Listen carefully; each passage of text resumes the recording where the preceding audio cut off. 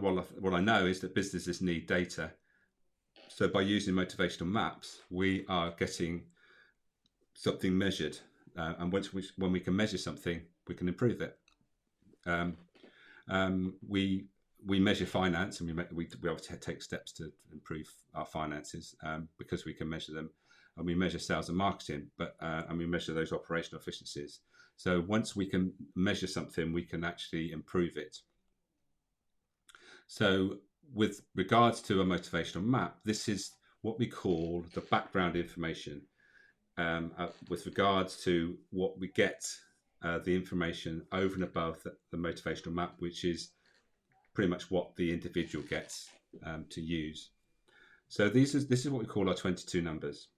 So I've already mentioned the scores, so that's how they appear.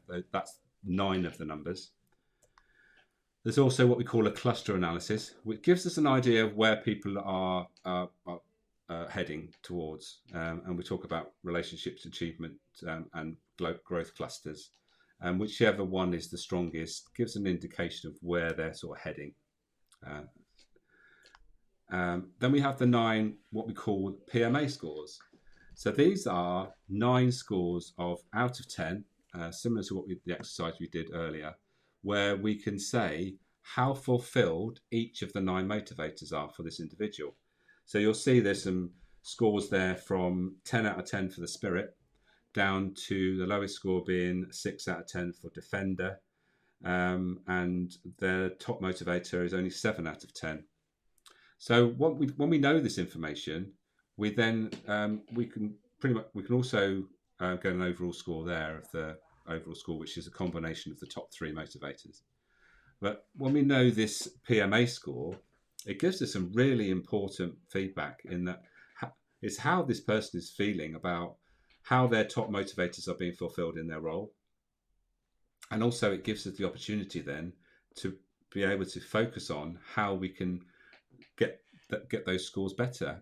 From the expert here from 7, what could we do to get it up to 8 or 9, and what would that give as far as motivation and the energy that comes from it, and then the performance that comes from that ultimately.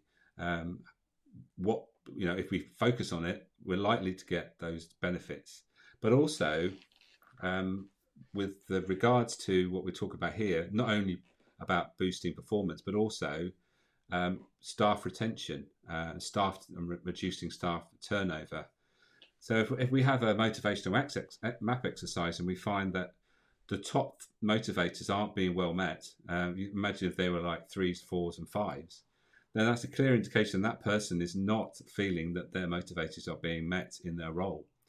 And that might be that they need to change role, they might need to focus on different things in their role, they just might need a bit more support, all those things. So it gives a really clear indication as to how that person is feeling about their role in the business.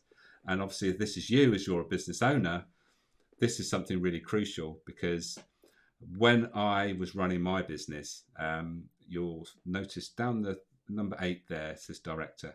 Director has always been my lowest motivator. I've done motivational maps a number of times, probably about 5 or 6 times over the years, and director's always been my lowest. And what happened was, in my retail business, I spent most of my time managing people and being responsible for people, and ultimately that's what drove me to feel disengaged, lost my mojo, and ultimately that business, when I came to sell it, I was glad to have sold it, because I really lost all the energy for it.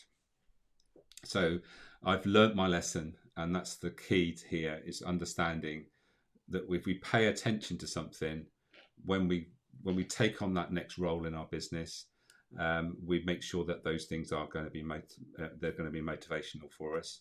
And also, when we're thinking about as a business owner, we need to make sure that those lowest motivators are the things that are associated with them, I should say, are the things that we delegate sooner rather than later, so that we don't have to do them, and so they don't sap our energy. Because the things that are lowest on our motivational focus are the things that tend to sap our energy, and the things that are in the top 2, 3, or 4 are the ones that give us energy. And if we can do more of what gives us energy, we are going to perform better, and we're going to enjoy the business that we're running and the role that we have in it.